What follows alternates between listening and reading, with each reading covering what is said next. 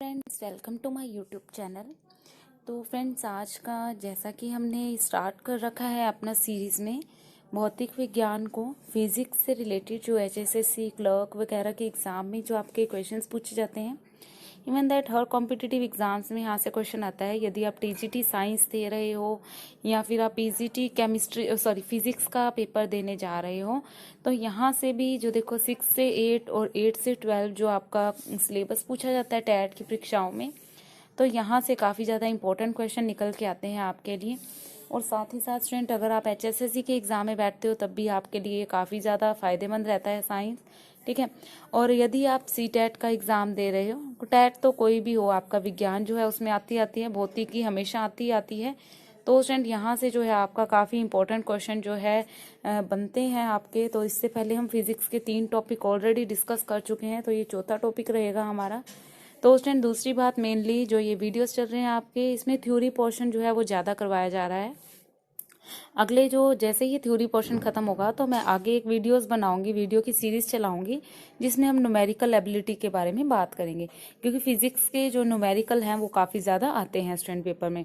तो student, start करते हैं अपने वीडियो को। तो आज का टॉपिक है हमारा विद्युत धारा, विद्युत यानी कि इलेक्ट्रिसिटी, ठीक है। इलेक्ट्रिसिटी की जो हम बात करेंगे स्टूडेंट इस वीडियो में। तो देखो, विद्युत आवेश में गति या प्रवाह से होने पर उसे विद्युत धारा, इलेक्ट्रिक करंट कहते हैं। तो उस टाइम देखो, यदि आपका यहाँ पर एक बल्ब लगा हुआ है, ठीक है, इस बल्ब का वायर आपने यहाँ पर बैटरी के साथ कनेक्ट कर दिया, ठीक है, और उसके बाद इस बल्ब के यहाँ की लगा हुआ है, आपका की यानी कि स्विच लगा हुआ है। तो यदि आप इस स्विच को ऑन करते हो, बैटरी से यहाँ धारा प्रवाहित होगी, ठीक है, बैटरी से धारा प्रवाहित होगी और ये जो आपका बल्ब लगा हुआ है ये ग्लो करेगा, ठीक है। तो बल्ब ग्लो करेगा, इसका मतलब यहाँ से इलेक्ट्रिक करंट जो है पास किया गया है। यदि इस की को हम बंद कर देते हैं, ऑफ कर देते हैं, तो धारा का जो प्रवाह है वो यहीं रुक जाएगा और ये बल्ब आपका ग्लो नहीं करेगा, ठीक है। तो ये कॉमन सी बात थी, आप सबको पता है, आप अपने घर में भी इसका यूज़ करते हो स्टूडेंट्स। आप अपने घर में फ़ैन ऑन करते हो, लाइट ऑन करते हो, तो वहाँ पर जो है स्टूडेंट आप इसका यूज़ करते हो। काफ़ी ज़्यादा इंपॉर्टेंट टॉपिक है यहाँ पर। ये देखो, यहाँ पर जो निकल के आया आपका वेरी इंपॉर्टेंट क्वेश्चन है धारा का, ठीक है। इसकी जो एसआई इकाई है वो है एम्पियर। स्टूडेंट, इसको ए से डिनोट करते हैं हम, एम्पियर है, ठीक है। एसआई यूनिट है इसकी एम्पियर, याद रखना। इलेक्ट्रिक करंट के एसआई यूनिट पूछे जाते हैं तो आपने क्या कहना है, एम्पियर है, ठीक है। बड़े ही ध्यान से जो है स्टूडेंट इस टॉपिक को करना है आपने।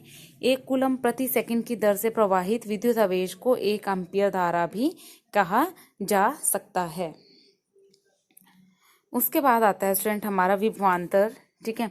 विभवांतर आता है हमारा, देखो, एकांक आवेश द्वारा चालक के एक सिरे से दूसरे सिरे तक प्रवाहित होने के लिए किए गए कार्य को ही दोनों सिरों के मध्य का विभवांतर कहते हैं। यहाँ से यहाँ तक जो धारा प्रवाहित हुई है उसमें जो वर्क हुआ आपका, उसी को हम क्या कहते हैं, विभवांतर कहते हैं, ठीक है।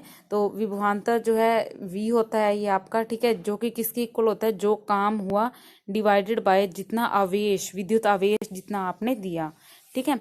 तो देखो V क्या हो गया आपका, W/Q हो गया, ठीक है।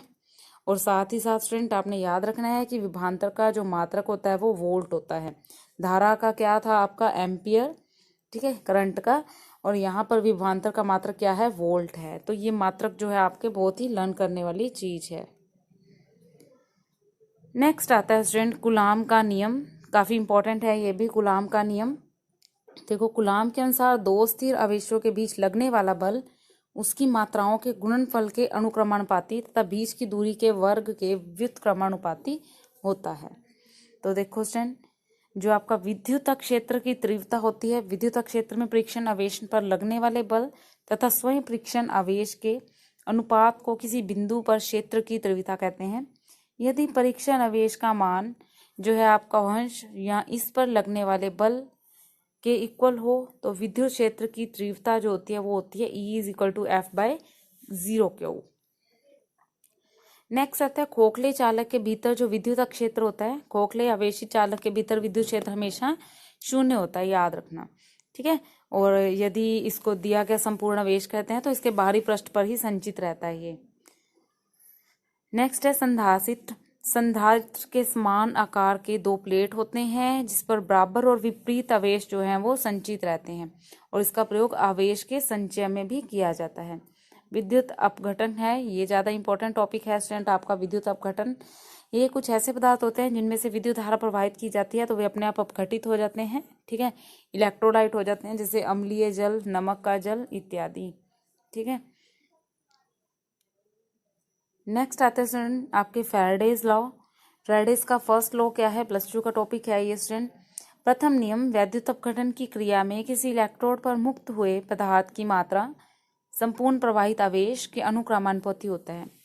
यदि I एम्पियर की धारा और T समय जो है ये प्रवाहित किए जाएं तो पदार्थ का जो द्रव्यमान है M हो, तो M क्या होगा, Z इंटू आई इंटू टी। Z क्या है आपका कांस्टेंट है, नियतांक है, जिसे मुक्त हुए तत्व का वैद्युत रासायनिक तुल्यांक भी कहते हैं। दूसरा नियम क्या कहता है, यदि वैद्युत अपघटन के समान धारा समान समय पर प्रवाहित की जाए तो मुक्त हुए तत्वों के द्रव्यमान उसके रासायनिक तुल्यांकों के अनुक्रमानुपाती होते हैं। यदि मुक्त हुए तत्वों के द्रव्यमान M1 M2 है तो रासायनिक तुल्यांक क्या होंगे, W1 एंड W2। नेक्स्ट है फैराडे की संख्या कितनी होती है, ये काफ़ी इंपॉर्टेंट है स्टूडेंट आपका। देखो 9.65, ठीक है, 96500 कूलाम भी इसको हम कह सकते हैं। प्लस ये आपका क्या है 9.65 मल्टीप्लाई 10⁻⁷ भी इसको आप कह सकते हो, ठीक है। तो यहाँ पर देखो इसकी वैल्यू भी पूछी जाती है, ठीक है, इसके न्यूमेरिकल आते हैं तो इसका जो मान है वो क्या कहता है आपका, चाहे आप इस तरह से याद कर लो इसको और चाहे आपको मैंने जब बताया 96500 कूलाम, इस तरह से आप इसको लर्न कर सकते हो। नेक्स्ट आते हैं स्टूडेंट प्रतिरोध। जब किसी चालक में विद्युत धारा प्रवाहित की जाती है तो चालक में गतिशील इलेक्ट्रॉन अपने मार्ग से आने वाले परमाणुओं से निरंतर टकराते हैं और इसी व्यवधान को चालक का प्रतिरोध भी कहते हैं, ठीक है। और इसका जो मात्रक होता है वो ओम होता है, ठीक है, और ओम को कैसे डिनोट करते हैं हम, इस तरह से, ठीक है। तो ओम का जो लॉ है वो पढ़ लेते हैं, काफी इंपॉर्टेंट है। यदि किसी चालक की भौतिक अवस्था, ताप इत्यादि में कोई भी परिवर्तन ना हो तो चालक के सिरों पर लगाया गया विभवांतर उसमें प्रवाहित धारा के अनुक्रमानुपाती। तो देखो V is equal to volt होता है, वैसे हमेशा क्या होता है, V is proportional to I होता है, ठीक है, V is proportional to I और V is equal to IR। जो R होता है आपका यहाँ पर भी ये कांस्टेंट रहता है स्टूडेंट्स, ठीक है। नेक्स्ट आता है प्रतिरोध का संयोजन। संयोजन क्रम में कैसे जोड़ते हैं इसको, दो टाइप से होता है, एक सीरीज होती है आपकी, एक पैरेलल कॉम्बिनेशन होता है। तो देखो सबसे पहले श्रेणी क्रम है जो सीरीज कॉम्बिनेशन है। सीरीज कॉम्बिनेशन में देखो किस तरह से जोड़ते हैं, यहाँ पर एक बल्ब लगाया, फिर उसके बाद यहाँ धारा प्रवाहित की, अगला बल्ब यहाँ पर लगाया, धारा प्रवाहित की, अगला बल्ब यहाँ लगाया। यदि ये कनेक्शन यहाँ से टूट जाएगा तो ये सारे बल्ब जो है आपके ग्लो करने बंद हो जाएंगे, ठीक है। तो स्टूडेंट जैसे आपके घर पे लड़ियाँ आती हैं, जैसे आप लाइटिंग लगाते हो अपने घर पे, तो इस तरह से आप उसको जो कनेक्शन देते हो होता है सीरीज में। यदि इसका पैरेलल R1 है, इसका R2 है, इसका R3 है, इसका R3 है, तो जो सीरीज बनेगी R आपकी वो कंप्लीट क्या बनेगी, R1 plus R2 plus R3 up to so on, ठीक है। तो ये आपका जो होता है श्रेणी क्रम में होता है, ठीक है। उसके बाद जो समांतर क्रम होता है स्टूडेंट वो किस तरह से जो है हम राइट करते हैं, वो इस तरह से लिखते हैं 1/R is equal to 1/R1 plus 1/R2 plus 1/R3। तो स्टूडेंट यहाँ पर एक चीज़ ध्यान रखना है, जैसे आपकी बिल्डिंग है, आप इस वाले फ्लैट पे रह रहे हो, ठीक है, उसके बाद ऊपर भी आपका एक मंजिला घर है आपका स्टूडेंट्स, ठीक है। तो उसके बाद आप तो स्टूडेंट आप जो मान लो आप इस वाले फ्लैट पर रह रहे हो, ठीक है, ऊपर भी आपका फ्लैट है, इसके ऊपर भी फ्लैट है आपका, लेकिन आपका मीटर जो है बिजली का वो एक ही लगा हुआ है। तो आप क्या करोगे, इस फ्लैट पे कनेक्शन दोगे, इसी से इस फ्लैट पे कनेक्शन दोगे, इसी से इस फ्लैट पे कनेक्शन दोगे। यदि यहाँ मीटर से लाइट ग्लो बंद हो जाएगी, आपके इस फ्लैट की लाइट भी नहीं आएगी, इस फ्लैट की भी नहीं आएगी और इस फ्लैट की लाइट भी नहीं आएगी। तो इसको स्टूडेंट हम कहते हैं पैरेलल कॉम्बिनेशन। सीरीज में क्या करते हैं, हम एक ही लाइन में जो है वो लगा देते हैं। पैरेलल में क्या करते हैं स्टूडेंट, यहाँ पर हम अलग से मीटर लगा देते हैं, यहाँ पर अलग से मीटर लगा देते हैं, और या फिर हम एमसील वगैरह का यूज करते हैं। यदि आपको इस पोर्शन की लाइट गुल करनी है, बत्ती गुल करनी है, तो आप कर सकते हो, इधर 2 की जो है आपकी चलती रहेगी। यदि यहाँ की गुल करना चाहते हो तो इधर 2 की जो है आपकी चलती रहेगी। लेकिन यहाँ पर यदि आपने यहाँ से कनेक्शन बंद कर दिया तो ये सारी की सारी जो लाइटिंग है वो बंद हो जाएगी स्टूडेंट। ये फर्क है आपका सीरीज और पैरेलल में। अब देखो पैरेलल को कैसे लिखते हैं हम, 1/R is equal to 1/R1 plus 1/R2 plus 1/R3। तो ये स्टूडेंट आपका जो है कॉम्बिनेशन किसका है, पैरेलल रेजिस्टेंस के लिए। नेक्स्ट आता है स्टूडेंट जो स्थिर विद्युत होती है, जब कोई पदार्थ रगड़ने पर सिर्फ थोड़े समय के लिए आवेशित स्वभाव दिखाता है, लगातार नहीं, तो इस घटना को विद्युत आवेशन कहा जाता है। जैसे कंघी, गुब्बारा, नायलॉन के कपड़े। निरंतरता ना होने पर इसे स्थिर विद्युत आवेश भी कहा जा सकता है। यदि आप नायलॉन के कपड़े पर आप आवेश जो नायलॉन के कपड़े पर आप कंघी या गुब्बारा, तो कंघी वगैरह, यहाँ आप जैसे कोई कपड़ा है आपका रेशम का, इसके ऊपर कंघी रगड़ते हो, या फिर बचपन में आपने बहुत किया हुआ था, आपके मान लो फ्रेंड के बालों के ऊपर तेल लगा होता था, आप उसके ऊपर पेन, प्लास्टिक के पेन को ऐसे रगड़ते थे और छोटे छोटे कागज के टुकड़ों को वो पेन जो है वो उठा लेता था।